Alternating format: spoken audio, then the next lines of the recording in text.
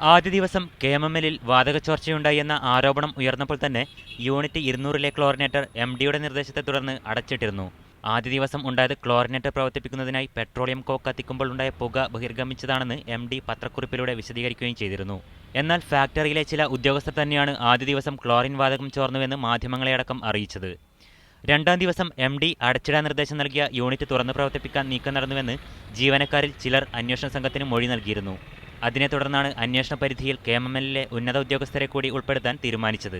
Executive director അടക്കമുള്ളവരുടെ phone വിവരങ്ങൾ ശേഖരിച്ച് അന്വേഷണം നടത്തും. രണ്ടാം ദിവസം MD വാതകച്ചോർച്ചയെ സംബന്ധിച്ച് വിശദീകരിക്കാൻ പത്രസമ്മേളനം വിളിച്ചുവെങ്കിലും ഉദ്യോഗസ്ഥർ മന്ത്രിയെ ഉപയോഗിച്ച് അത് പിൻവലിച്ചുവെന്നും ആരോപണമുണ്ട്.